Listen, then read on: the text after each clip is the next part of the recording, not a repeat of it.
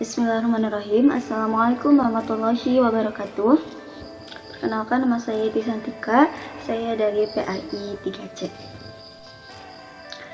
Pendidikan Islam sebagai bagian dari pendidikan nasional kini dihadapkan pada tantangan baru sebagai konsekuensi dari dinamika zaman yang disebut era globalisasi. Ada 3 tantangan utama yang kini dihadapi oleh pendidikan Islam, yaitu yang pertama, kemajuan iptek, yang kedua, demokratisasi, yang ketiga, dekadensi moral.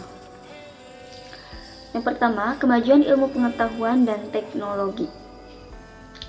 Terdapat banyak pendapat yang mengatakan bahwa pendidikan Islam tidak terlalu fokus memprioritaskan aspek yang bersifat praktis dan pragmatis, seperti penguasaan teknologi. Akibatnya, Islam tidak mampu bersaing pada level kebudayaan di tingkat global. Secara makro, kondisi pendidikan Islam saat ini sudah ketinggalan zaman karena kalah berpacu dengan perkembangan dan perubahan sosial budaya. Tertinggal sebab alumni yang dihasilkan kalah bersaing dalam penguasaan iptek.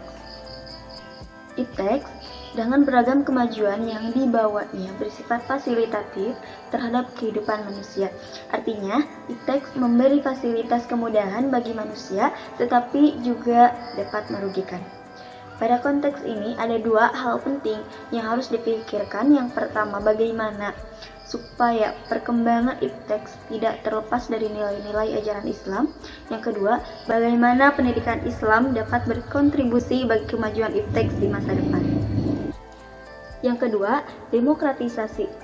Demokratisasi merupakan isu lain yang mempengaruhi pendidikan Islam Indonesia. Dede Rosiada menjelaskan bahwa tuntutan demokratisasi pada awalnya ditunjukkan pada sistem politik yang otoriter. Selanjutnya, perkembangan tuntutan ini mengarah kepada sistem pengelolaan berbagai bidang termasuk bidang pendidikan. Kehidupan demokrasi adalah kehidupan yang menghargai akan potensi individu. Menurut Tilar, dalam bidang pendidikan, semua warga negara memiliki hak yang sama untuk memperoleh pendidikan, juga memiliki kewajiban yang sama dalam membangun pendidikan nasional yang berkualitas. Demokratisasi pendidikan Islam menghendaki sistem pendidikan yang bersifat sentralistik, seragam, dan dependen untuk beralih mengembangkan sistem pendidikan yang lebih otonom, beragam, dan independen. Yang ketiga, dekadensi moral. Revolusi teknologi berakibat pada penggeseran nilai dan norma budaya. Hasbi Indra menjelaskan bahwa budaya barat telah memperlihatkan superioritasnya terhadap budaya Islam. Produk teknologi seperti TV, parabola, telepon, VCD, DVD, internet, dan lain-lain dapat membuka hubungan dengan dunia luar sehingga wawasan masyarakat terbuka. Namun, lewat media tersebut dapat pula saksikan pornografi, film-film, sinetron yang menawarkan gaya hidup bebas dan juga kekerasan yang secara moral bertentangan dengan nilai Islam. Pada intinya, lembaga-lembaga pendidikan Islam harus mereformasi kurikulumnya agar dapat menyiapkan sumber daya manusia yang unggul dan memiliki daya saing dalam menghadapi kompetisi global.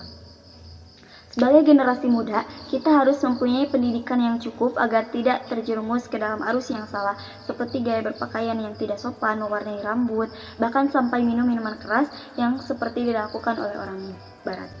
Kita, sebagai generasi muda yang akan menjadi penerus dalam memajukan bangsa ini, sehingga kita harus memiliki skill yang matang dengan cara melalui pendidikan yang harus kita tempuh agar mampu melewati berbagai rintangan di masa ini. Terlebih, masa yang akan datang karena masa depan tentu akan semakin banyak rintangan yang menghadap. Mungkin itu yang bisa saya sampaikan. Terima kasih. Wassalamualaikum warahmatullahi wabarakatuh.